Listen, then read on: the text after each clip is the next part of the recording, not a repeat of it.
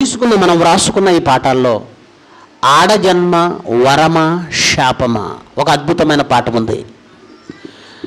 ఆడజన్మ వరమ శాపమ. ప్రస్తుత ప్రపంచ పరిస్థితులను బట్టి మీరు ఆలోచిస్తే ప్రస్తుత ప్రపంచం స్త్రీ జన్మను శాపంగానే భావిస్తుంది. ఎందుకంటే ఈరోజు ప్రతి 1000 మంది పురుషులకు 945 మంది మాత్రమే ఆడపిల్లలు ఉన్నారు.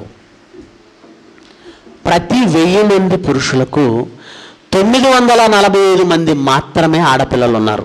మిగిలిన 55 మంది పురుషులకు ఆడపిల్లలు లేరు. ఎందుకు లేరు? ఎందుకు ఈ సంఖ్యలో బ్యాలెన్స్ తప్పింది? ఎందుకు సమానంగా లేరు అంటే ఈరోజు ఎన్ని న్యూస్ పేపర్లలో మనం చదవడం లేదు, ఎన్ని వార్తాపత్రికలు, ఎన్ని ప్రాంతాల్లో జరిగిన సంఘటనలు మనం వివరించడం లేదు. హాస్పిటల్ బయట కుప్పతొట్టెలో పసికందు శవం. ఎందుకు? ఆడపిల్ల. ముందుగానే స్కాన్ చేయించి ఆడపిల్లని తెలియగానే అబార్షన్ చేయించుకుంటున్న కేసులు ఎన్నో. ఏమంటే ఎందుకు పుట్టుకలోనే చంపాలనుకుంటున్నారు? ఆడపిల్ల అనగానే చంపేయాలని ఎందుకు భావిస్తున్నారు? ఆడపిల్లను కంటుంది అంటేనే ఆమెపై ఒక చిన్న చూపు, అసహ్యభావం అత్తారింట్లో. ఎందుకు ఆడపిల్లని సమాజం ఉండనివ్వడం లేదు? ఎందుకు చంపాలనుకుంటున్నారు? కారణం ఏంటి? ఆడపిల్ల బ్రతుకు శాపం అని భావిస్తున్నారు గనక. ప్రస్తుతం మనకున్న ఈ సమాజంలో ఆడపిల్లను పెంచడం కష్టం, ఆడపిల్లకు పెళ్లి చేయడం కష్టం, పెళ్లి తర్వాత ఆమె కాపురాన్ని చక్కదిద్దడం కష్టం, ఆడపిల్ల బ్రతుకులు ఆమెను రక్షించడం కష్టం. అవును కాదు? మీరే ఆలోచించండి. ఆడపిల్లను పెంచడం కష్టం అండి. ఈరోజు సమాజంలోనికి బయటకు వెళితే ఆడపిల్లపై జరుగుతున్నటువంటి అత్యాచారాలు, అఘాయిత్యాలు అన్నీ ఇన్ని కావు. బయటకు వెళ్ళిన ఆడపిల్ల తిరిగి క్షేమంగా వస్తుందో రాదు చెప్పలేని పరిస్థితి. తల్లిదండ్రులు బయటకు వెళ్ళిన ఆడపిల్ల కోసం బిక్కుబిక్కుమంటూ సాయంత్రం వరకు, ఇంటికి వచ్చేంత వరకు బిక్కుబిక్కుమంటూ ఉండవలసిందే. రక్షణ లేదు. ఏ మాటున ఏ క్రూర మృగం కాటు వేస్తుందో అని ప్రతి క్షణం భయపడుతూ ఉండాలి ఆడపిల్ల విషయంలో. పెళ్లి చేసి ఒక అయ్య చేతిలో పెట్టేంత వరకు ఆమె రక్షణ తల్లిదండ్రులకు భారమే. ఇకపోతే రెండవ భారం ఏంటో తెలుసా? ఆమెకు పెళ్లి చేయడమే అతిపెద్ద భారం. లక్షలకు లక్షలు కట్నాలు ఇవ్వాలి. లక్షలకు లక్షలు కట్నాలు ఇచ్చి పెళ్లి చేసిన తర్వాత ప్రతి క్షణం, ప్రతిరోజు భయపడుతూనే బ్రతకాలి ఆడపిల్ల తల్లిదండ్రులు. ఏ రోజు అత్తగారింటి నుంచి ఏ కబురు వస్తుందో, ఆడపిల్ల నుంచి ఏ కబురు వస్తుందో, ఏ దుర్వార్త వినాలో అని భయం. ఎందుకు? ఇచ్చిన కట్నం అయిపోయిన తర్వాత మరో అదనపు కట్నాల కోసం వేధించేటువంటి అల్లుళ్ళు ఎంతమంది? ఏ క్షణాన ఏ దుర్వార్త ఇంటికి వస్తుందో తెలీదు. ఈ ఆడపిల్లల తల్లిదండ్రులకు నిజంగా ఆడపిల్ల పెళ్లి చేసుకుని వెళ్ళిపోయినంత వరకు గుండెల మీద కొంపటే, అలాగని వెళ్ళిపోయిన తర్వాత భారం తీరిందంటే వెళ్ళిపోయిన తర్వాత కూడా బిక్కుబిక్కుమంటూ బ్రతకాలి. ఎందుకు? అత్తగారింట్లో ఏ క్షణాన కూతుర్ని శవంగా మార్చేస్తారో భయం, ఏ క్షణాన బిడ్డ ప్రాణం పోతుందో భయం. అందుకేనండి ఆమె జీవితమే కష్టం, ఆమె పెళ్ళి ఒక కష్టం, ఆమె కాపురం ఒక కష్టం. ఇవన్నీ తల్లిదండ్రులకు బాధలే. అందుకే సమాజం ఆడపిల్లను ఇష్టపడడం లేదు, ఆడపిల్ల పుట్టితే సహించటం లేదు, పుట్టుకలోనే చంపేయాలనుకుంటుంది, పెంచడానికి ఇష్టపడడం లేదు. ఎందుకని ఆడపిల్లకి ఎలా జరగాలి?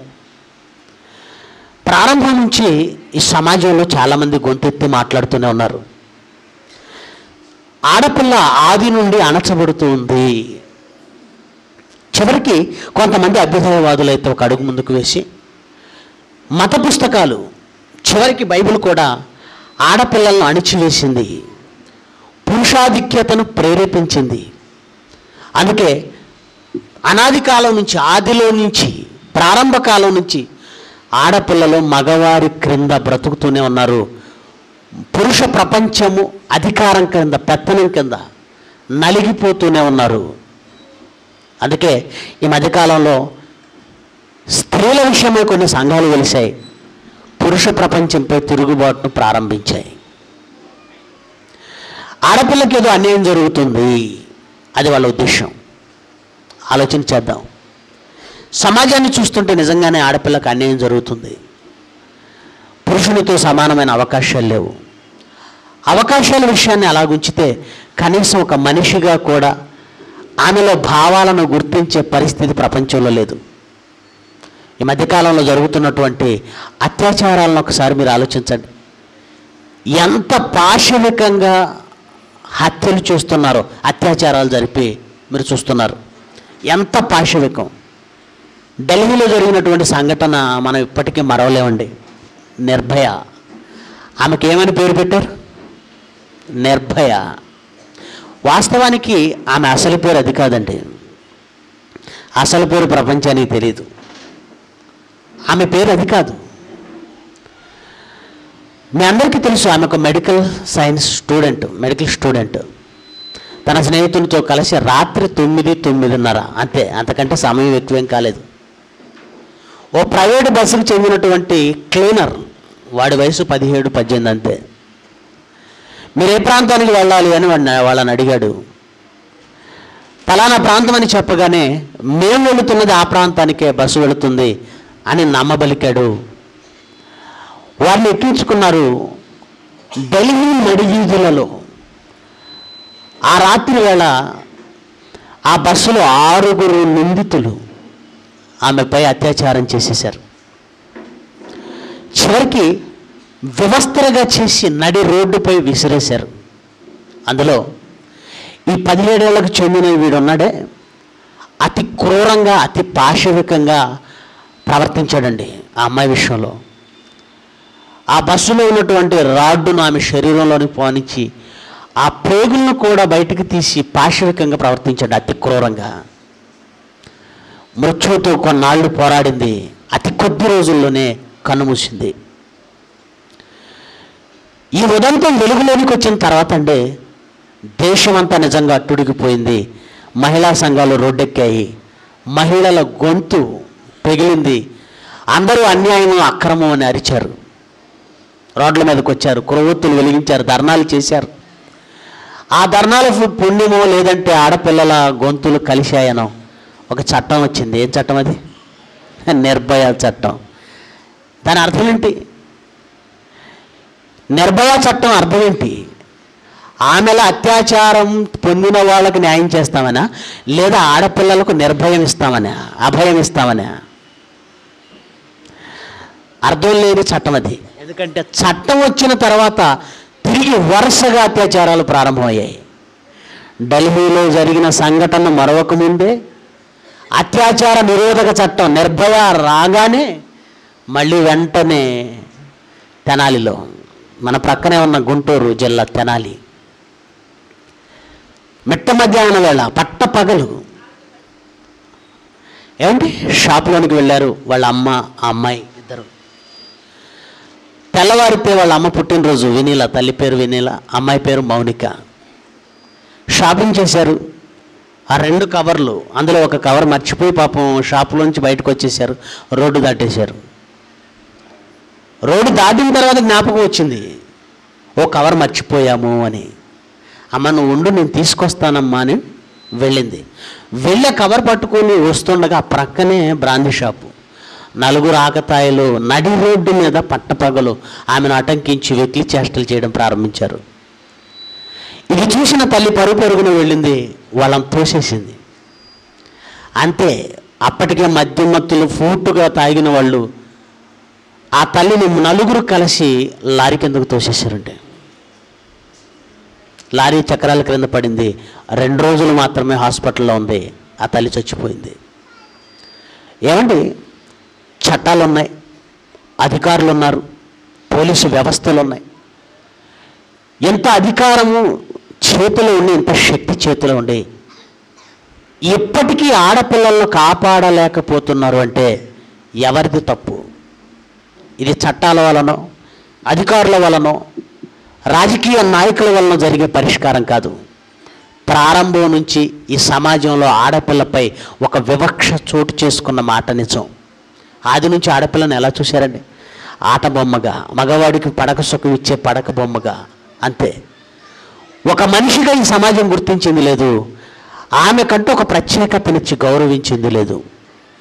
అందుకే మన రాష్ట్రంలో అధికారికంగా కొన్ని కేసులను గురించి మరి ప్రస్తావించారు. 2012లో ఆడపిల్లల మీద జరుగుతున్నటువంటి అఘాయిత్యాలు, ఆ కేసుల వివరాలు ఎలాగున్నాయి 2012లో చూడండి. ఆమెకు ఆపద అని మరి సాక్షిలో న్యూస్ ప్రచురించాడు. 2012వ సంవత్సరంలో ఆడపిల్లలను 778 మందిని చంపేశారండి. ఇక ఆడపిల్లల కిడ్నాప్స్ 1169 కిడ్నాప్లు జరిగాట. ఇక అత్యాచారాలు 1296 అకార్డింగ్ టు 2012. 2012 లెక్కల ప్రకారం అత్యాచారాలు 1296, హత్యలు 778, కిడ్నాప్స్ 1169. ఎంత విస్తారంగా రోజుకొక హత్య, రోజుకొక అత్యాచారం, లేదా గంటకొక హత్య భయంకరంగా మారిపోతున్న దినాలలో ఆడపిల్లలను కన్న తల్లిదండ్రులు ఆడపిల్ల పుట్టడం శాపంగా భావించరా? ఆడపిల్లను పెంచడం శాపంగా భావించరా? అసలు ఆడపిల్ల పుట్టడమే శాపం అనుకుంటున్న ఈ ప్రపంచానికి అసలు నిజం తెలియాలి. నిజంగా ఈ ప్రపంచం భావిస్తున్నట్టు ఆడపిల్ల బ్రతుకు శాపమేనా? నిజంగా ఈ ప్రపంచం భావిస్తున్నట్టు దేవుడు ఆడపిల్ల బ్రతుకుని ఈ సమాజంలో తుచ్చమైనదిగానే చేశాడా? ఈ సమాజం నిందిస్తున్నట్టు బైబిల్ వంటి గ్రంథాలు కూడా, బైబిల్ వంటి ఈ గ్రంథం కూడా ఆడపిల్లను అణిచివేసిందా? పురుషాధిక్యతను ప్రేరేపించిందా? ఈ కోణాల్లో ఆలోచన చేద్దాం. అసలు ఆడపిల్ల జన్మ వెనక దేవుడికున్న ఆలోచన ఏంటి? ఆదికాండం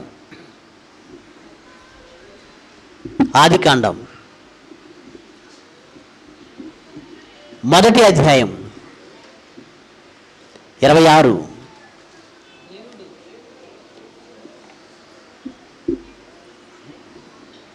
ఆదికాండం మొదటి అధ్యాయము 26వ వచనం. దేవుడు మన స్వరూపమందు మన పోలిక చొప్పున నరులను చేయుదము. దేవుడు ఆలోచన చేస్తున్నాడు. ఏమని ఆలోచన చేస్తున్నాడు అంటే యేసుక్రీస్తుతోను పరిశుద్ధాత్మతోనూ కలిసి ఏం చర్చిస్తున్నాడు అంటే నరులను చేయబోయే ముందు మన స్వరూపమందు మన పోలిక చొప్పున నరులను చేయుదాం. నరుడిని చేయుదము అన్నాడా? నరులను చేయుదము అన్నాడా? ఏమన్నాడు దేవుడు? నరులు అంటే స్త్రీ మరియు పురుషుడు ఇద్దరు. ప్రారంభము నుంచి దేవుని ఆలోచనలలో స్త్రీకి పురుషుడికి సమానమైన స్థానం ఉంది. పురుషుడికి తన పోలిక తన స్వరూపం ఇచ్చి స్త్రీని తక్కువ చేయలేదు దేవుడు. మన స్వరూపమందు మన పోలిక చొప్పున నరులను చేయుదము. నరులు అంటే పురుషులేనా? స్త్రీలను కూడా నరులు అంటారా? ఏమంటారండి? స్త్రీ కూడా నరుడే, నారి. నరులు అంటే కేవలం పురుషులే కాదు.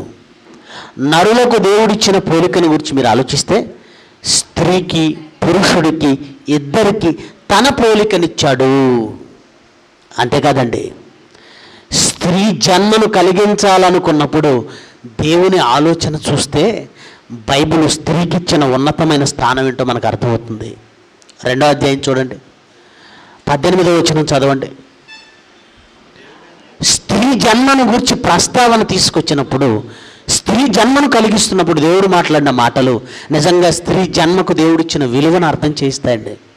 18వ వచనం, మరియు దేవుడైన యెహోవా నరుడు ఒంటరిగా ఉండుట మంచిది కాదు. వానికి సాటి అయిన సహాయమును వాని కొరకు చేయుదును అనుకున్నాడు. ఒకటి ఆలోచించాడు, నరుడు ఒంటరిగా ఉండుట మంచిది కాదు, మంచి జరగదు. అతనికి సాటి అయిన సహాయం అతని కొరకు చేయాలి, మంచి జరగాలి అనుకున్నాడు. సాటి అయిన సహాయం అతనికి ఉండాలి అనుకున్నాడు. ఈ రెండింటిని మనసులో పెట్టుకున్నప్పుడు స్త్రీని చేశాడు. అంటే స్త్రీ ఎందుకు చేయబడింది? స్త్రీ లేకుండా ఏం జరగదు? మంచి జరగదు. స్త్రీ లేకపోతే పురుషునికి సాటి అయిన సహాయం లేదు. చాలామంది బైబిల్ స్త్రీని తగ్గించింది, తక్కువ చేసింది, పురుషాధిక్యతను ప్రేరేపించింది అంటున్నారు. కానీ ఇక్కడ దేవుడు స్త్రీని సహాయం పొందే స్థితిలో ఉంచాడా, సహాయం చేసే స్థితిలో ఉంచాడా? స్త్రీ లేకపోతే మంచి లేదన్నాడు. అంటే మంచి జరగాలంటే ఎవరు ఉండాలి? నరుడు ఒంటరిగా ఉంటే మంచి లేదట. ఎవరు వస్తే మంచి జరుగుతుంది అంటున్నాడు?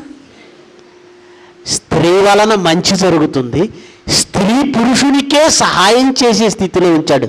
ఎవరండి? బైబిల్ స్త్రీని అణిచివేసిందని చెప్పేది ఎవరండి? ప్రారంభంలోనే స్త్రీ జన్మ గురించి ఆమెను పురుషునికే సహాయం చేసే స్థితిలో ఉంచాడు. పురుషునికే సహాయం చేసే స్థితిలో. ఆమె లేకపోతే మంచి లేదన్నాడు. ఈ మాటలు వాస్తవం కాదు, మీరే ఆలోచించండి. పురుషునితో పోలిస్తే స్త్రీకండి సహనం ఎక్కువ, సహనం పాళ్ళు ఎక్కువ. పురుషునితో పోలిస్తే ఈ లోకంలో స్త్రీకి సహనం పాళ్ళు ఎక్కువ. అందుకే స్కూల్స్ మీరు ఆలోచిస్తే ఎలిమెంటరీ స్కూల్ స్థాయిలో ఎల్కేజీ, యూకేజీ, నర్సరీ పిల్లలకు టీచర్స్ని జెంట్స్ని బెటర్ ఎవరు? ఏ స్కూల్లో చూసినా ఎవరుంటారు? స్త్రీలే ఉంటారు. ఎందుకని? ఆ పిల్లలు చేసే గొడవ చూస్తే పురుషులకి మహా చికాకు, ఓపిక ఉండదు. ఏదో చెప్దామని నిలబడ్డాం అనుకోండి, టక్కన ఒకటి లేస్తాడు, సార్ వీడు గెలుతున్నాడు సార్ అంటాడు. ఏదో చెబుదాం అనుకున్న మన మూడంతా పోయి కోపం వచ్చేస్తుంది. వాడిని ఏదో కూర్చోబెట్టి మళ్ళీ మొదలు పెడదామంటే ఈ పక్క నుంచి సార్ వీడు లాగుతున్నాడు సార్, ఇక ఇదే సరిపోద్ది. నిజంగా వాళ్ళని సమాధానించి వాళ్ళకి పాఠాలు నేర్పేంత ఓపిక ఎవరికి ఉండదు? మనకు ఉండదండి. కానీ ఎవరికి ఉంటుంది? స్త్రీలకు ఉంటుంది. ఇక్కడ మీరు జాగ్రత్తగా ఆలోచిస్తే స్త్రీకి సహనం ఎక్కువ. అందుకే చాలామంది కవులు స్త్రీని ఎవరితో పోల్చారు తెలుసా అండి? భూమితో పోల్చారు. ఎవరితో పోల్చారు? భూదేవి, భూమాత. చాలామంది ఈ ప్రపంచంలో కవులు స్త్రీని ఎలా పోల్చారు తెలుసా అండి? కార్యేషు దాసి. పనిలో ఎలా ఉంటుందట? కార్యేషు దాసి, కరణేషు మంత్రి, భోజ్యేషు మాత, శయనేషు రంభ. ఇంకోటి ఏదో ఉంది, ఏమనకు రాదు అది. లక్ష్మి, రూపేషు, ధనం కూడా ఉందట. చెల్లి అంటారు, తల్లి అంటారు. ఏమండి మామూలుగా అచ్చ తెలుగులో చెప్పాలంటే ఇన్ని మాటలు పురుషుని గురించి చెప్పలేదు సమాజం. పురుషుని గురించి చెప్పలేదు. ఎందుకంటే ఈ ప్రపంచంలో పురుషునికి మేలు చేయడానికి, మేలు చేసేదిగా పుట్టింది ఎవరో తెలుసండి? స్త్రీ. మేలు చేసేది, మంచి చేసేది, సహాయం చేసేది. అప్పటి నుండి యేసుక్రీస్తు వచ్చినంత వరకు, బైబిల్లో వ్రాయబడిన ప్రకటన గ్రంథం వరకు బైబిల్లో స్త్రీ పాత్రను చూస్తే ఆడ జన్మ శాపమని ప్రపంచం చెప్పదంటే. ఎందుకు ఈరోజు ఆడజన్మ శాపం అని ప్రపంచం అనుకునే స్థాయి వచ్చిందంటే ప్రపంచం బైబిల్కు దూరంగా బ్రతికింది. దేవుని కట్టడలకు, నియమాలకు, దేవుని వాక్యానికి దూరంగా బ్రతికింది. బైబిల్ కాక మరేదో ఈ ప్రపంచాన్ని నడిపించింది, మరేదో ఈ ప్రపంచానికి దిశానిర్దేశం చేసింది. అందుకే పురుషాధిక్యత, అందుకే స్త్రీపై వివక్ష, అందుకే స్త్రీని ఒక భయంకరమైనటువంటి పరిస్థితుల్లోనికి నెట్టిన సమాజం. ఆలోచించేద్దాం. నిజంగా బైబిల్లో దేవుడు స్త్రీకి ఇచ్చిన ఉన్నతమైన స్థానం ఏంటో మరింతగా లేఖనాల్లోనికి వెళ్ళి చూద్దాం. ద్వితీయోపదేశకాండం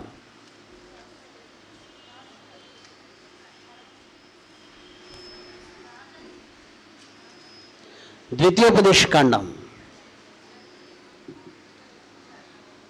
22వ అధ్యాయం. ద్వితీయోపదేశకాండం 22వ అధ్యాయము 25 నుంచి చూద్దాం.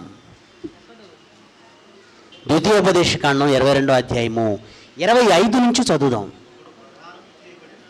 ఒకడు ప్రదానము చేయబడిన చిన్నదానిని పొలములో కలిసి కొనినప్పుడు, ఎవరో పురుషునికి ప్రదానం చేయబడిన ఒక చిన్నది, ఆమెను మరొకడు పొలంలో కలుసుకొనినప్పుడు ఆ మనుష్యుడు ఆమెను బలిని పట్టి ఆమెతో శయనించిన ఎడల ఆమెతో శయనించిన మనుష్యుడు మాత్రమే చావాలి. బాగా వినండి, ప్రపంచానికి బైబిల్ అనే ఈ దేవుని చట్టం ఎంత అవసరమో చూడండి. ఒకడు ఒక స్త్రీని, ఒక చిన్నదానిని పొలంలో కలుసుకొని బలిమి పట్టి, బలిమి అంటే బలవంతం చేయటం, బలవంతం చేయటం అంటే స్త్రీకి ఇష్టం లేకుండా తన పశు బలాన్ని ఉపయోగించి ఆమెను లొంగ తీసుకోవడం. అలాగూ చేస్తే చావగొట్టండి, చావగొట్టండి. ఎవరిని చావగొట్టాలి?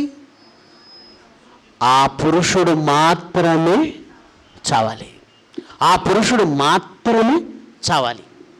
ఎందుకని? ఎందుకని? చదవని క్రిందికి ఎందుకు చెబుతున్నాడు? 26, ఆ చిన్నదానిని ఏమీ చేయకూడదు, అవమానించకూడదు, మాట అనకూడదు, ఏమీ చేయకూడదు. ఆ చిన్నదానిని ఏమీ చేయకూడదు. ఎందుకంటే ఆ చిన్నదాని యందు మరణపాత్రమైనది పాపం లేదు. ఎందుకంటే ఒకడు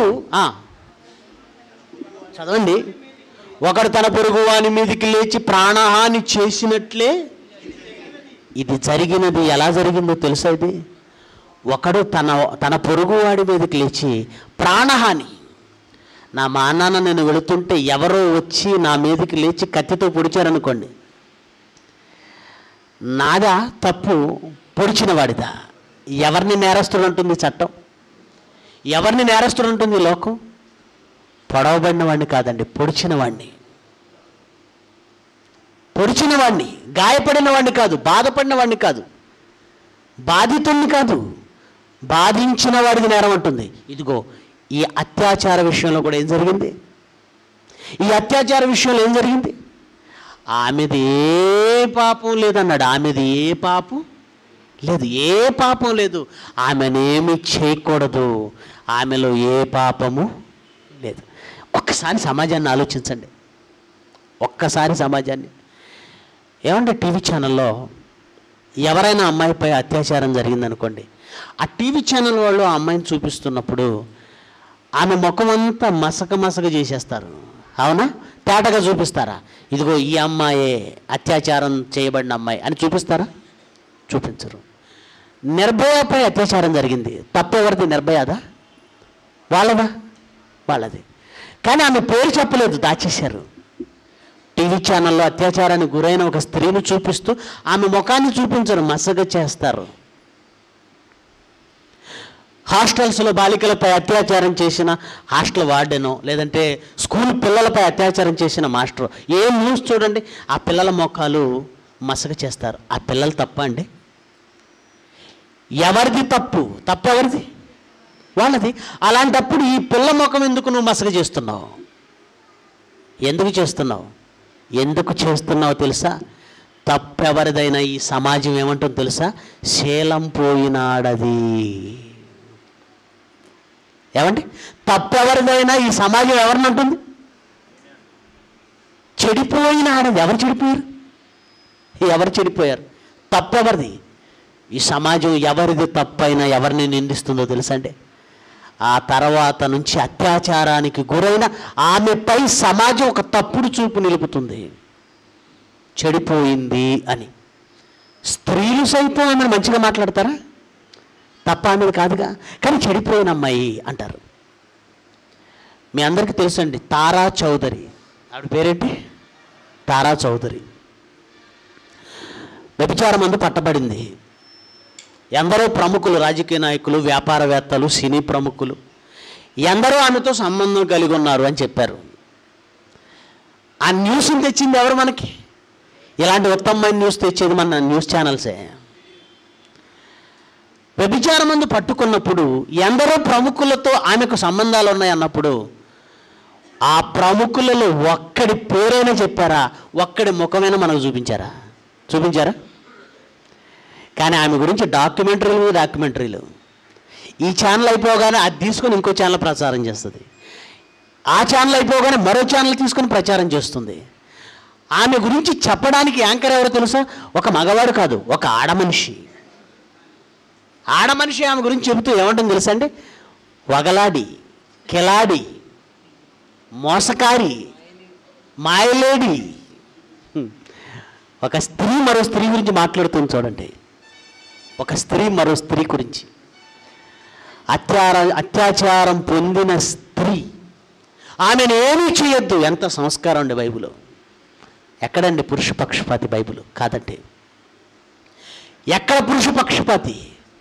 నేరంలో దొరికితే పురుషులను ప్రక్కన పెట్టి స్త్రీని పదే ఒక బలహీనురాలు ఏం చేయగలదు?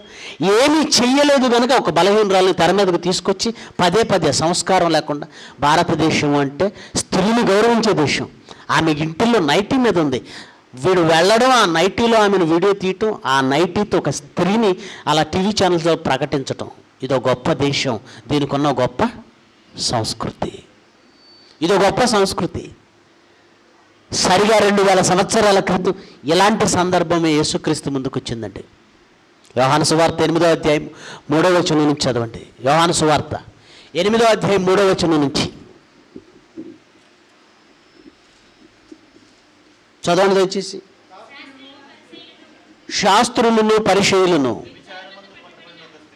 వ్యభిచారమందు పట్టబడిన ఒక స్త్రీని తోడుకొని వచ్చి ఆమెను మధ్యలో నిలబెట్టి, బోధకుడా, ఈ స్త్రీ వ్యభిచారము చేయుచుండగా పట్టబడెను. వ్యభిచారం చేయుచుండగా అంటే రెడ్ హ్యాండెడ్గా అని అర్థం. అంటే వ్యభిచారం జరుగుతుండగా వీళ్ళు వెళ్ళారు. వెళ్ళినప్పుడు వ్యభిచారము ఒక్కతే చేయలేదు కదా, పురుషుడు కూడా ఉండాలి కదా. మరి ఆ పురుషుడేడి? పురుషుడిని పట్టుకొచ్చారా? వ్యభిచారము చేయుచుండగా వెళ్ళినప్పుడు పురుషుణ్ణి ఎందుకు వదిలేశారు? స్త్రీని పట్టుకొచ్చారు, ఆయన ముందు నిలబెట్టారు. ఇప్పుడు వాళ్ళకి బైబిల్ గుర్తొస్తుంది. ఏం గుర్తొస్తుంది? ఇలాంటి వారిని రాళ్ళు రువ్వి చంపమని ఏం చెప్పింది? ఈ భక్తులకి మళ్ళీ ఏం గుర్తొచ్చింది? వాక్యం గుర్తొచ్చింది. ఆ వాక్యం ఏం చెప్పింది? పురుషుణ్ణి వదిలేసి స్త్రీని పట్టుకురమ్మందా? పురుషుణ్ణి వదిలేసి స్త్రీని పట్టుకొని రమ్మందా? అసలు ఏముందండి ధర్మశాస్త్రంలో? ఎవరైనా చెప్పగలరా ధర్మశాస్త్రంలో ఏముందో? వ్యభిచారమందు దొరికితే ఆ ఇద్దరిని, ఎవరిద్దరిని? పురుషుణ్ణి, స్త్రీని, ఇద్దరిని రాళ్ళతో కొట్టి చంపేయండి అన్నాడు. కానీ వీళ్ళు పురుషుణ్ణి వదిలేశారు. జాగ్రత్తగా అబలను, ఆ అమాయకురాలను పట్టుకొచ్చారు, నిలబెట్టారు. యేసుప్రభుని అడుగుతున్నారు. ఆయన అన్నీ తెలిసిన వాడు కనుక తలంచుకొని నేల మీద ఏదో రాస్తున్నాడు. వీళ్ళు చేయదలుచుకున్నది ఏదో చేయొచ్చు కదండి. దొరికింది, పట్టుకొచ్చారు. మోషే ధర్మశాస్త్రం ఏం చెప్పింది? రాళ్లతో కొట్టి చంపమంది. చంపేయచ్చు కదా తీసుకువెళ్ళి. మళ్ళా మధ్యలో యేసుప్రభు దగ్గరికి ఎందుకు వచ్చారు? పనిలో పని ఈయన్ని కూడా ఇరికిస్తే ఆమెతో పాటు కలిపి రాళ్లతో కొట్టి చంపేయచ్చు. ధర్మశాస్త్రం చెబుతుంది కదా, నువ్వేం చెప్తావు చెప్పు అంటున్నాడు. ఆయన ఏం మాట్లాడడం లేదు, తలంచుకొని రాసుకుంటున్నాడు. అలాగూ విసిగించి అడుగుతుంటే తల ఎత్తి చూసి ఒక్క మాట అన్నాడండి అంతే. మీలో పాపము లేనివాడెవడో ఆమెపై మొదటి రాయి వేయండి అన్నాడు. అంతే. చిన్నవారు మొదలుకొని పెద్దవారు వరకు అందరూ ఒకరి వెంట ఒకరు బయటికి వెళ్ళిపోయారు. అప్పుడు యేసుప్రభు ఏం చేశాడు తెలుసా అండి? ఏ పాపం లేనివాడు రాయి వేయవచ్చు అనుకుంటే యేసుక్రీస్తులో ఏ పాపం లేదు. అప్పుడు మోషే చెప్పిన ధర్మశాస్త్రం ప్రకారం ఈయన ఏం చేయాలి? ఈయన కొట్టచ్చు. కానీ ఆయన ఏమన్నాడు తెలుసా? అమ్మా, ఎవరినూ నిన్ను శిక్షింపలేదా? అమ్మా, ఒక వ్యభిచారమందు దొరికిన స్త్రీని అమ్మ అనేంత సద్గుణం ఉంటుందండి మనకి? పొరపాటున ఈ అమ్మాయి క్యారెక్టర్ బాగోలేదు అంటే చాలు ఆమె వెనకాల గుర్రాలా గాడిదలా ఎక్కిలింపులు ఏమండి, సకిలింపులు, ఎక్కిలింపులు. ఓకే, చూసారా? అత్యాచారం జరిగిన స్త్రీనే మంచిగా చూడలేని సమాజం ఇది. పైగా ఏంటి సామెతలు, అరిటాకు వెళ్ళి ముళ్ళు మీద పడినా, ముళ్ళు వెళ్ళి అరిటాకు మీద పడినా ఎవరికట ప్రాబ్లం? అలాంటి దౌర్భాగ్యపు దుర్నీతి సమాజం వంటిది. కానీ దేవుడేమో రాయించాడు తెలుసా? అమ్మ అన్నాడండి, ఒక స్త్రీని అమ్మ అన్నాడు. అమ్మ, నిన్నెవరూ శిక్షించలేదా? నేను కూడా శిక్షించను. అమ్మ అన్నాడంటే తనను కన్న తల్లి, తనకు జన్మనిచ్చిన తల్లి మరియతో ఆమెను సమానం చేశాడండి. ఆ మాటకు మారిపోయిందండి ఆవిడ. ఒక మనిషిని ఎలాగూ మార్చాలో ఈ సమాజం యేసుక్రీస్తు దగ్గరికి వచ్చి నేర్చుకోవాలండి. పోలీసు శాఖ రావాలి, న్యాయ వ్యవస్థ రావాలి. ఒక మనిషిని శిక్షిస్తే మారడండి. మంచి మాట మారుస్తుంది. ఇంకెప్పుడు పాపం చేయొద్దు. ఆమె మారిపోయింది. ఆమె మారిపోయిందండి. ఒక స్త్రీని తక్కువ చేసి అణిచేసింది బైబిల్ అని చెప్పడానికి ఎవరండి సమర్థులు ముందుకు రావడానికి? ఎవరు చెప్పలేరు. మళ్ళీ చూడండి, ద్వితీయోపదేశకాండంలో మనం చదువుతున్న సందర్భం మళ్ళీ చూడండి, 22వ అధ్యాయము మళ్ళీ చూద్దాం. ద్వితీయోపదేశకాండం 22వ అధ్యాయము 26. ఆ చిన్నదానిని ఏమీ చేయకూడదు, ఆ చిన్నదాని యందు మరణపాత్రమైన పాపము ఏం చేయకూడదు. అది ఒకడు లేచి మరొకడి పైన లేచి వాడిని చంపడానికి దాడి చేసినట్లే జరిగింది. అంటే గాయం. ఒక సినిమా కవి పాట రాశాడండి.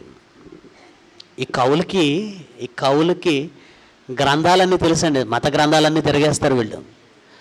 వీళ్ళకి నాలెడ్జ్ సొంతగా వస్తుంది అనుకోకండి. వీళ్ళంతా కాపీ నాలెడ్జ్. తెలుసా మీకు?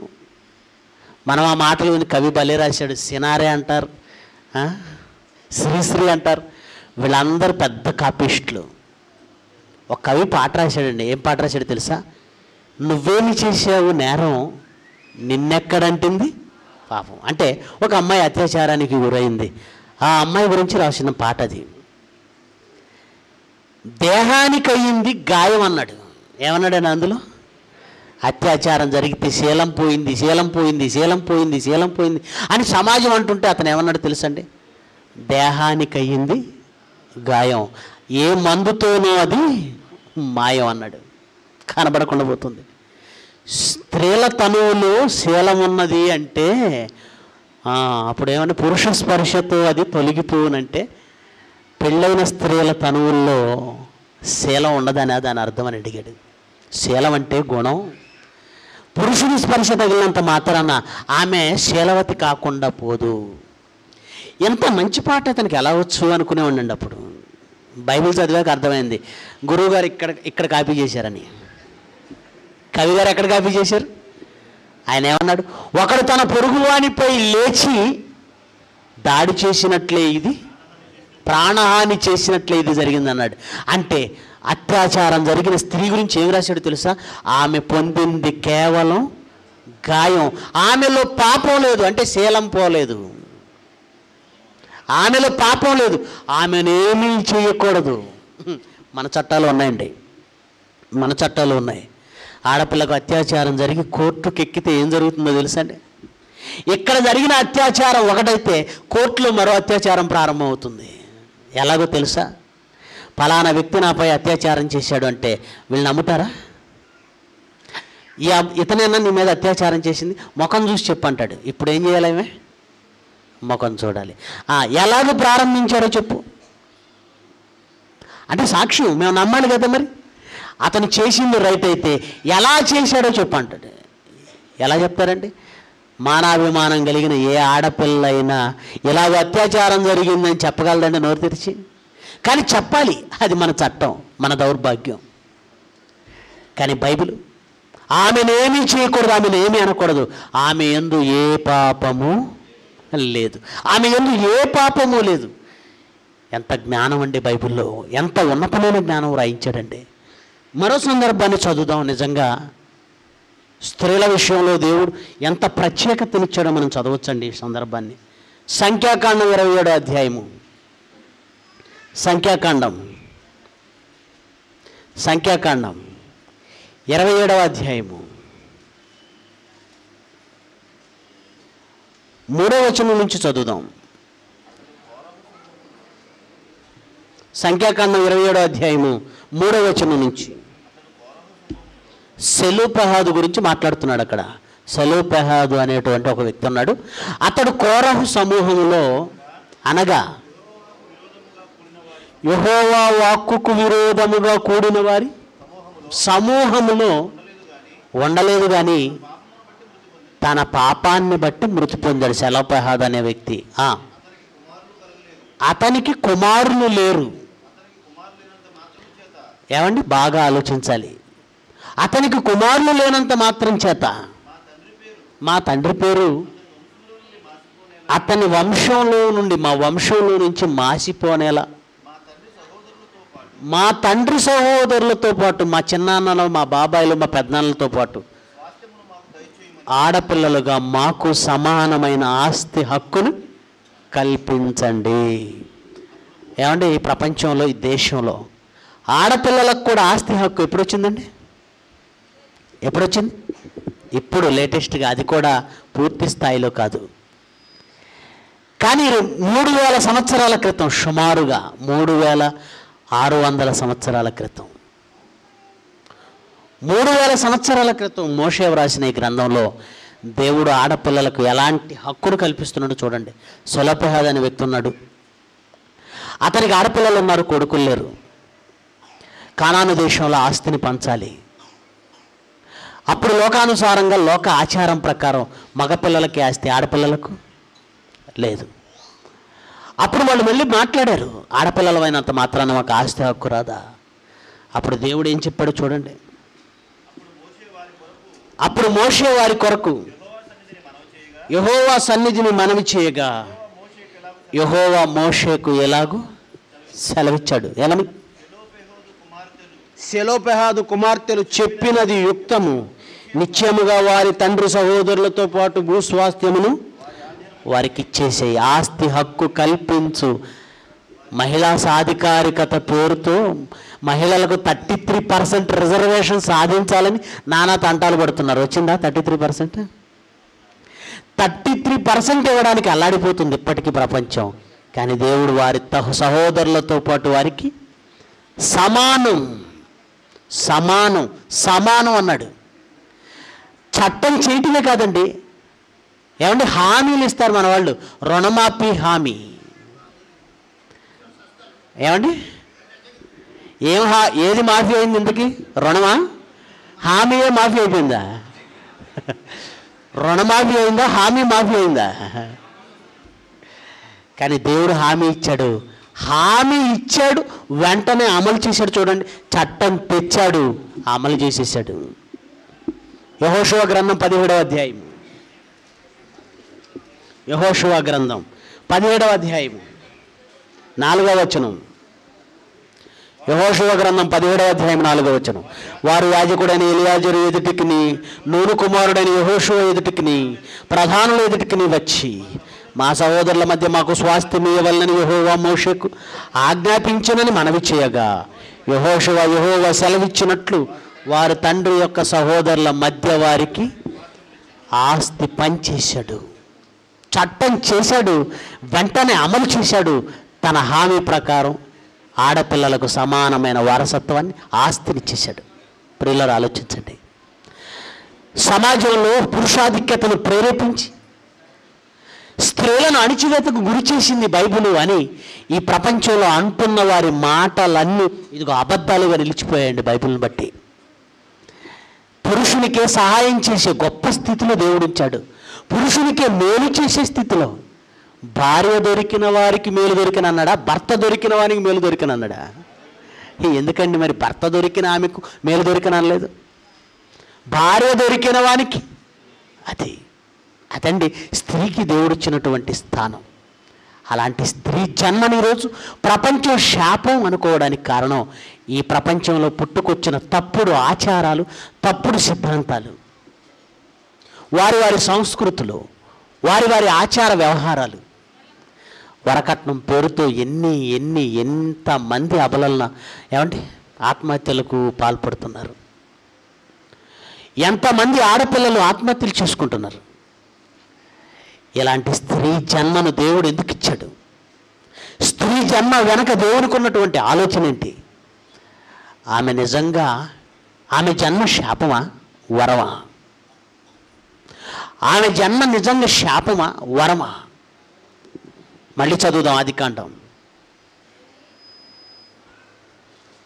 2వ అధ్యాయము. ఆదికాండము 2వ అధ్యాయము 18వ వచనం. మరియు దేవుడైన యెహోవా, నరుడు ఒంటరిగా ఉండుట మంచిది కాదు, సాటి అయిన సహాయం. పనిలో ఉన్న వానికి సహాయం మేలు. సహాయము మేలు. అంటే ఆడజన్మ ప్రపంచానికి వరమే తప్ప శాపం కాదు. వరంగా ఇవ్వబడింది. ముందు చెప్పాను కదండి, తల్లిగా, చెల్లిగా, భార్యగా, స్నేహితురాలిగా. ఈ ప్రపంచంలో మనుషులకు స్త్రీ చేసే సేవ నిజంగా వరం కాదా అండి? నిజంగా వరం కాదా అండి?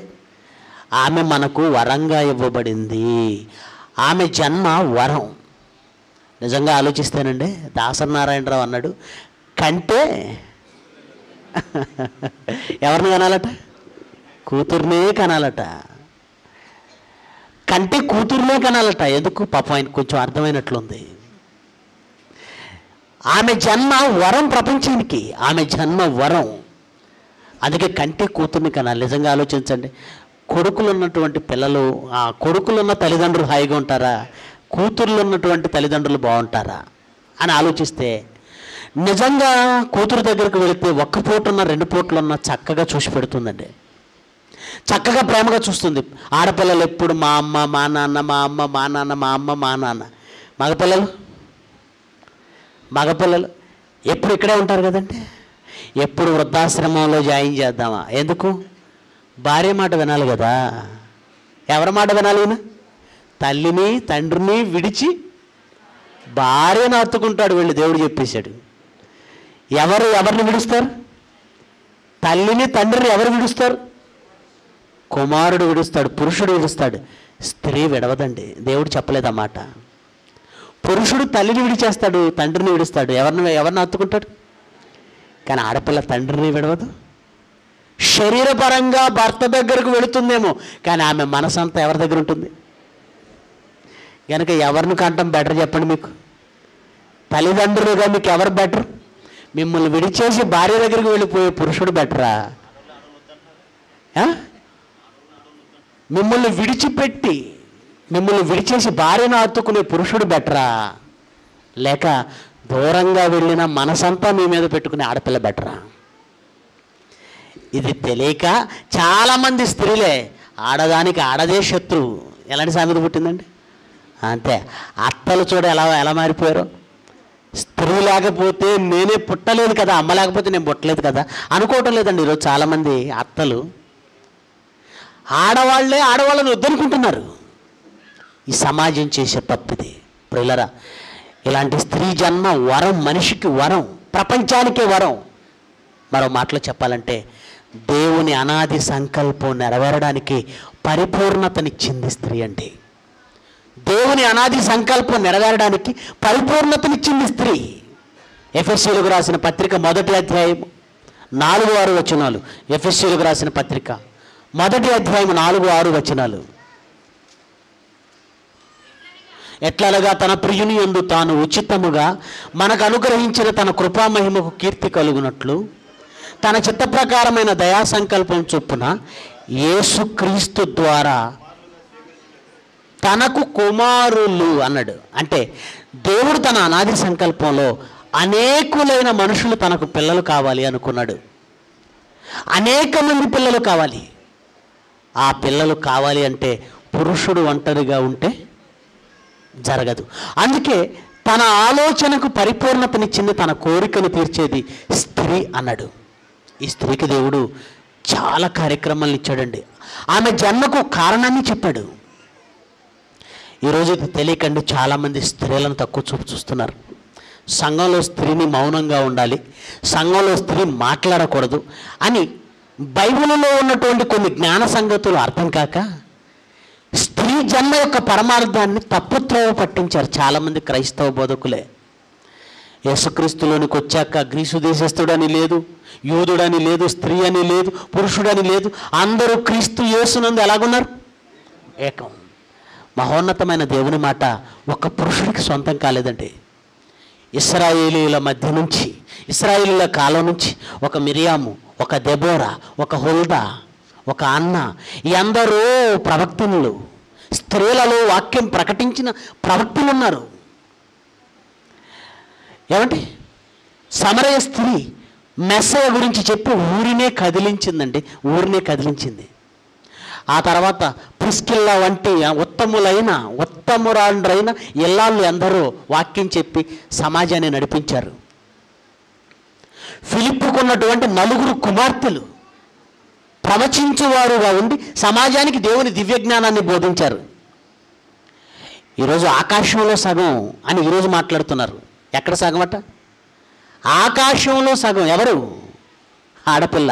ఆకాశంలో కాదు, దేవుని ఆలోచనలలోనే స్త్రీకి సగభాగం దేవుడు ఎప్పుడు ఇచ్చేశాడు. దేవుని పనిలో ఇద్దరూ సమానం. స్త్రీ అని లేదు, నాకు పురుషుడు అని లేదు. అది కేవలం శరీరానికి ఉన్నటువంటి తేడా. కానీ ఆత్మకు వచ్చేసరికి స్త్రీ అయినా పురుషుడైనా ఇద్దరు దేవుని దృష్టిలో సమానం. నీ పని నువ్వు చేయి, నీ భర్త పని నువ్వు చేయాలి. పురుషుడిగా నీ పని నువ్వు చేయి, స్త్రీగా నీ పని నువ్వు చేయి. ఇద్దరూ కలిసి సువార్త పనిలో కొనసాగాలి. ప్రియులారా, కాకపోతే దేవుడు సృజించిన మన రూపం దేవుని పనికి అనుగుణంగా సృజించాడు. బాగా ఆలోచించాలి. దేవునిది ఒక కుటుంబంలో ఒక ఇంటిలో అనేక వస్తువులు ఉంటాయి. మీ అందరికీ తెలుసు. బంగారపు వస్తువులు ఉంటాయి, వెండి వస్తువులు ఉంటాయి, మట్టి వస్తువులు ఉంటాయి, చెక్క వస్తువులు ఉంటాయి, ఇనప వస్తువులు ఉంటాయి. అలాగే పట్టు వస్త్రాలు ఉంటాయి, కాటన్ వస్త్రాలు ఉంటాయి, చివరికి వంటగదిలో వాడుకునే మసిగుడ్డ కూడా ఉంటుంది. ఒక కుటుంబం అన్న తర్వాత అన్ని అవసరాలు తీరాలంటే అన్ని రకాల వస్తువులు ఉండాలా వద్దా? ఉండాలి. అలాగే ఒక శరీరాన్ని కూడా మీరు ఆలోచించండి. కన్ను ప్రధానం అంటాడు. అవయవములన్నింటిలో ఏది ప్రధానం అంటాడు? కన్ను ప్రధానం అన్నాడని గుండెని తీసేయండి. వాడికి కన్ను ఒకటి ఉంచేసి గుండెని తీసేయండి చూద్దాం. ఆ మాట అనేవాడు తప్పండి. కన్ను ప్రధానం, గుండె ప్రధానం కాదు. దేవుడు చెప్పిన మాట ఏంటో తెలుసా? ఏ అవయవము అతి చిన్నదిగా ప్రాముఖ్యత లేనిదిగా కనబడుతుందో అవి మరీ అవశ్యములు అన్నాడు. తెలుసా? ఈ కన్నంత ప్రధానమైందో ఈ నాలుక అంత ప్రధానమైంది. నాలుక ఎంత ప్రధానమైనదో కాలంత ప్రధానమైంది. కాలెంత ప్రధానమైందో చెయ్యంత ప్రధానమైనది. చెయ్యంత ప్రధానమైందో చెవి అంత. ఒక శరీరంలో ప్రతి అవయవము, ప్రతి వ్యవస్థ చక్కగా పనిచేయాలంటే శరీరంలో ఉన్న అన్ని అవయవాలు అవసరమే. ఒక అవయవం ప్రధానమైంది, ఒక అవయవం అవసరం లేదని చెప్పకూడదు. అవసరాన్ని బట్టి దేని పని దానిదే. కన్ను పని కన్నుదే, గుండె పని గుండెదే. గుండె పని ఎక్కువ, కన్ను పని తక్కువ అని చెప్పగలవా నువ్వు? గుండె పని ఎక్కువ, కన్ను పని తక్కువ అనగలవా? దేవుడు కూడా తనకున్న ఈ కుటుంబంలో తాను జరిగించవలసిన పనుల నిమిత్తం స్త్రీకి ఒక క్యారెక్టర్, పురుషునికి ఒక క్యారెక్టర్, పాత్ర. స్త్రీకి ఒక రకమైన పని, పురుషునికి మరో రకమైన పని. పనులు వేరైనా దేవుని కార్యక్రమాలు కొనసాగడానికి సంఘంలో ఇద్దరి అవసరత ఉంది. మీకు అర్థమవుతుందా? శరీరంలో కన్ను అవసరత ఉంది, గుండె అవసరత ఉంది. ఈ రెండిటి పనులు వేరు.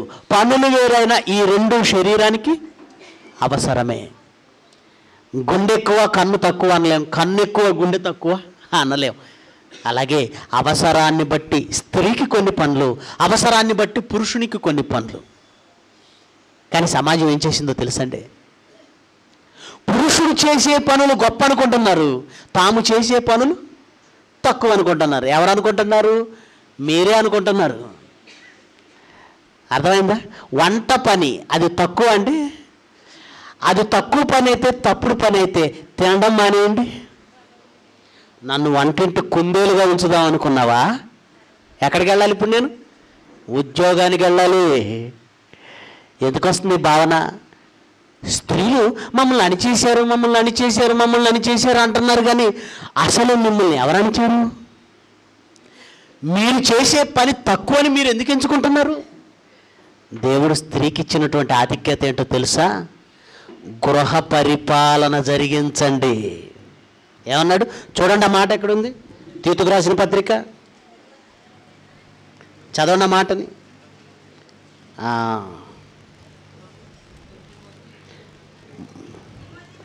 తిమోతి పత్రిక, క్షమించండి, తిమోతి పత్రిక 5వ అధ్యాయము 14వ వచనం. కాబట్టి యవ్వన స్త్రీలు వివాహం చేసుకొని పిల్లలను కని గృహ పరిపాలన, ఎంపైరిజం, హోమ్ మినిస్ట్రీ, గృహ పరిపాలన. పరిపాలన ఎవరు చేస్తారండి? నీ ఇంటికి నువ్వే రారానివి. గృహాన్ని పరిపాలించు అంటే నేను చేసే పని తక్కువ అని నువ్వు ఫీల్ అయ్యావు కదా. ఏమంటే గుండె నా పని చాలా తక్కువ, అందరూ కన్ను ప్రధానమైంది అంటున్నారు, నేను ఈ రక్తాన్ని పంపు చేయటం మానేసి కన్ను టైపులో పనిచేస్తాను అనుకుంటే బాగుంటుందా? అర్థమైందా మీకు? కన్నే ప్రధానమైందని అందరూ అంటున్నారు కనుక ఈ గుండె నేను ఈ రక్తాన్ని పంపు చేయను, నేను కూడా కన్నులా పనిచేస్తానంటే ఎలా ఉంటుంది ఆలోచించండి. మన అచ్చ తెలుగులో చెప్పాలంటే గాడిద పని గాడిద చేయాలి, కుక్క పని కుక్క చేయాలి. కుక్క యజమాని దగ్గరే ఉంటుంది, యజమాని అని బిస్కెట్లు పెడుతున్నాడు, అది చేసే పని గొప్పది కాబోలని ఒక గాడిద అరిసిందట రాత్రి వేళ.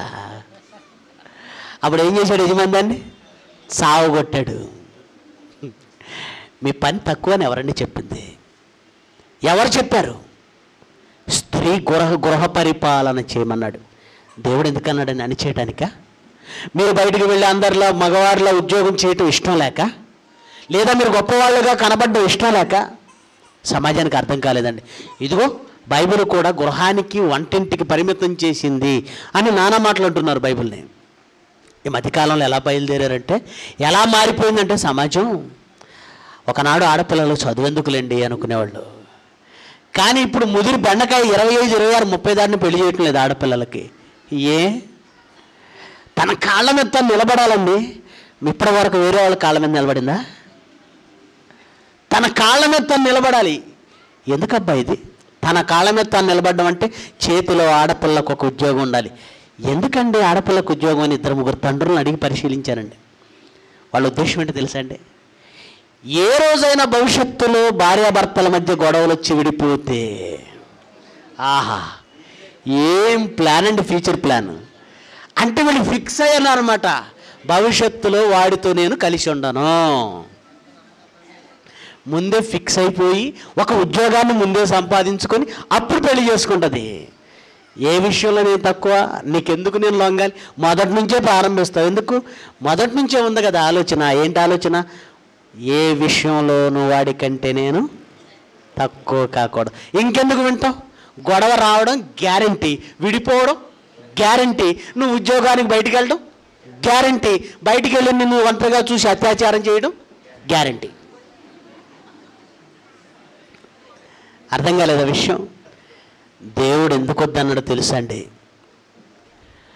అరణ్యంలోనికి వెళుతుంటే నల్లమల అడవులు ఉన్నాయి. కర్నూలు వెళ్ళాలనుకోండి, వ్యాన్లోనో కారులోనో వెళుతున్నప్పుడు ప్రొహిబిటెడ్ ఏరియా,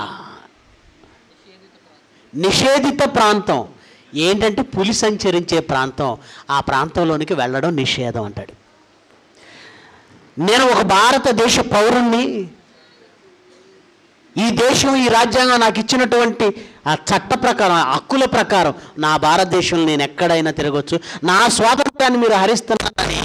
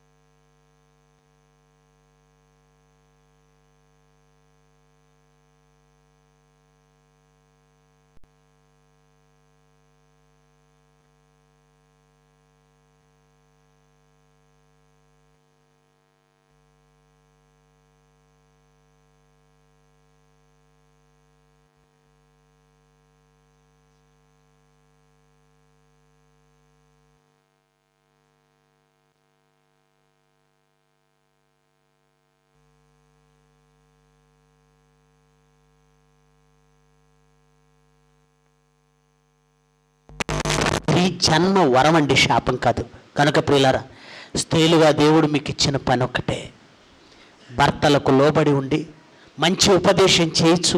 మీ పిల్లలను భర్తను ప్రేమించి వాళ్ళను పోషించి వాక్యంలో పెంచాలి. ఆ మాటను చదివి ముగించేసుకుందాం. చూడండి, యవ్వన స్త్రీలు తమ భర్తలకు లోబడి ఉండి తమ భర్తలను శిశువులను, స్వస్థ బుద్ధి గలవారును, పవిత్రులను ఇంటుండి పని చేసుకోమ్మా. బయటకు వెళితే అది అడవమ్మా, క్రూర మృగాలు ఉన్నాయమ్మా, బయటకు వెళ్ళొద్దు. దేవుడు మంచిగా చెప్పాడు. ఆయనకి స్త్రీలు ఉద్యోగం చేయడం ఇష్టం లేక కాదండి, స్త్రీలు బయటకు వెళ్ళడం ఇష్టం లేక కాదు, స్త్రీలు గొప్పగా ఉండడం ఇష్టం లేక కాదు. కానీ బయటకు వెళితే ఏమున్నాయి? క్రూర మృగాలు ఉన్నాయి. అందుకే ఎంత ఉండి పని చేసుకునే వారును మంచివారునై ఉండవలనని వాళ్ళకు బుద్ధి చెప్పు. మంచి ఉపదేశము చేయువారునై ఉండాలి. నీ భర్తను, నీ పిల్లలను ప్రేమిస్తూ, నీ పిల్లలకు మంచి ఉపదేశం చేస్తూ. నిజంగా అండి, పిల్లలిద్దరిని దేవుళ్ళు పెంచితే ఎంత గొప్ప అండి. ఒక హన్నా ఉంది, సమూయేలును దేవుడి కోసం ఇచ్చింది. తిమోతి తల్లి ఉంది, యునికే. అతని అవ్వుంది, లోయి. ఇద్దరూ కలిసి పెంచారు తిమోతిని, సమాజానికి ఒక యోధుడిగా అందించారు. దేవుడు మీకు జన్మనిచ్చినందుకు మీ జన్మలో మీ పిల్లలను ఒక తిమోతిలా, ఒక సమూయేలులా యోధులుగా మార్చి దేవుడికి ఇస్తే అంతకంటే ఇంకేం కావాలి? గొప్ప కాదా అది? ఉద్యోగాలు వెళ్ళాలా, ఊళ్ళో వెళ్ళాలా, దేశాన్ని ఎలా అని ఒక మహిళ ఆరాటపడింది. ఆ తర్వాత కొన్ని గుళ్ళకు జల్లెడైపోయింది దేహం అంతా. ఎవరావిడ? ఇందిరాగాంధీ. బెనజీర్ భుట్టో పాకిస్తాన్ ఏలాలని ఆరాటపడింది. బాంబు దాడికి తునాతునకలైపోయింది ఆ దేహం. కాదా? ఉద్యోగాల పేరుతో ఉద్యోగాలు చేయడానికి వెళ్ళి ఏదో సాధిద్దామనుకొని ఎంత వేదన అనుభవిస్తున్నారో తెలుసు. ఎలాంటి టార్చర్ అనుభవిస్తున్నారు చాలామంది బయటికి చెప్పుకోవటం లేదండి. ఉద్యోగాలు చేసే చోట భయంకరమైన టార్చర్ అనుభవిస్తున్నారు ఆడపిల్లలు. దేవుడిచ్చింది జన్మ ఎందుకు? నీకు నువ్వే శాపంగా మార్చుకుంటున్నావు. దేవుని వాక్యాన్ని ప్రపంచం ఫాలో అయితే ఆడజన్మ వరమేనండి, శాపం కాదంటే. ప్రార్థన చేసుకుందాం. ప్రేమ కలిగిన మా తండ్రి, ఉన్నతమైన మీ జ్ఞానాన్ని సమాజం ప్రక్కన పెట్టింది. ఆది నుంచి ఆడపిల్ల అణిచివేతకు గురవుతుందనే ఆవేదనే తప్ప ఉన్నతమైన మీ వాక్యంలో స్త్రీ జన్మకి ఎంత విలువిచ్చారో ఈ ప్రపంచం తెలుసుకోలేకపోయింది. చివరికి బైబిల్ అనే ఈ గ్రంథం కూడా స్త్రీ జన్మను వివక్షకు గురి చేసింది అని, పురుషాధిక్యతను ప్రేరేపించిందని అబండాలు వేశారు. మీరిచ్చిన గొప్ప స్థానం మీ పిల్లలు అర్థం చేసుకోగలిగారు నాయన. ఈరోజు మీ పిల్లలు తమ కర్తవ్యాన్ని, తమ బాధ్యతను గుర్తెరిగిన వారే. పురుషులు చేసే పని పురుషులు చేయాలి, స్త్రీలు చేసే పని స్త్రీలు చేయాలి. ఎవరి పనైనా గొప్పదే, అది మీ నీతిని నెరవేర్చడానికి. మీ నీతి నిమిత్తం ఎవరి పాత్రలు వాళ్ళు సమర్థవంతంగా పోషిస్తూ ఇంట ఉండి పని చేసుకొనుచు భార్యను, భర్తను, పిల్లలను ప్రేమిస్తూ ఉపదేశంలో వారిని పెంచుతూ గొప్పవారిగా చేయడమే నాయన స్త్రీ జన్మకు మీరిచ్చిన బాధ్యత. మీరిచ్చిన ఈ గొప్ప ఆలోచన వాక్యమును మీ పిల్లలు అర్థం చేసుకోగలిగినట్లు వారి మనోనేత్రాలు వెలిగించమని, తిరిగి మరిన్ని సంగతులు నేర్చుకున్నటకు మాకు సానుకూలమైన అవకాశాన్ని కల్పించమని కోరుతూ ముందున్న కార్యక్రమంలో తోడుగా ఉండమని యేసుక్రీస్తు వారి శ్రేష్టమైన నామాన్ని ప్రార్థన సమర్పిస్తున్నాము తండ్రి. ఆమెన్.